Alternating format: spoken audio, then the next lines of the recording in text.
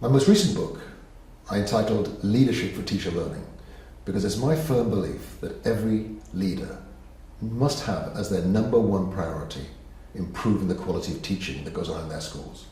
When leaders are successful, they're successful through the work of others. They're successful because the teachers in their school, day in, day out, do just a better job of teaching. So I think the first message is, as a school leader, I think you have to embrace this role, that you are the person who creates a learning environment for your teachers. In the same way that no teacher can do the learning environment for her students, but she can create an environment within which her students learn, no leader can do the learning for her teachers, but she can create the environment in which her teachers continue to develop.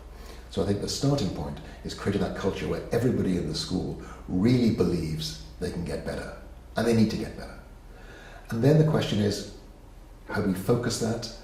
And by sharing research, we can see that formative assessment seems to have a bigger potential for improving student achievement than anything else.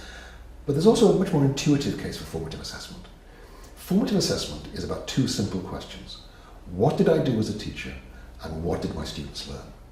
As long as teachers are reflecting on the relationship between what they did and what their students learned as a result, then any teacher will be able to advance their practice. So ultimately, the message is very simple. Formative assessment is at the heart of effective teaching. Formative assessment is the bridge between teaching and learning. It is only through assessment that we can find out whether what we did as teachers was successful.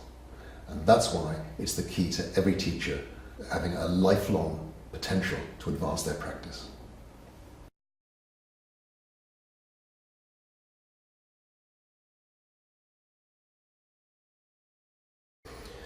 I think at the system level, at the state level, what's really important is that system leaders look at the levers they have to pull. And that'll depend on the culture in the schools. So in some cultures, schools have been doing what they've always been doing for years, and therefore you have to push them. In other cultures, there's a tradition of innovation, and it's often reining people in and stopping them from chasing the latest new fad. So I think it'll depend on the context.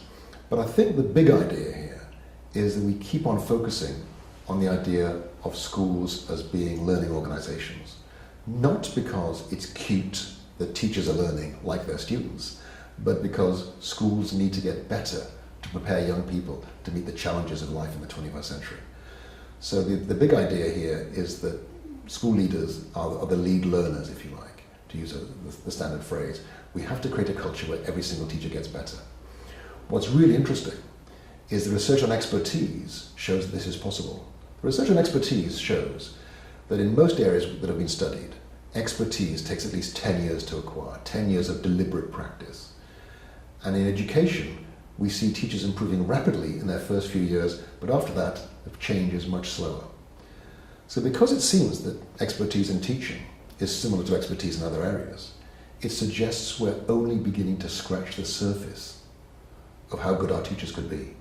I often ask principals, just think how good your school could be if you could choose the best teachers from anywhere in the state for each job in your school. And when I ask most principals, they say that they would have an amazing school if they could pick the very best teachers from all over the state for each job in their school. And I say to them, you can have that school in 10 years' time if you build it yourself. If we create the right environment in each school, every teacher could be as good as the very best. There is no limit to what we can achieve if we just support our teachers in the right way.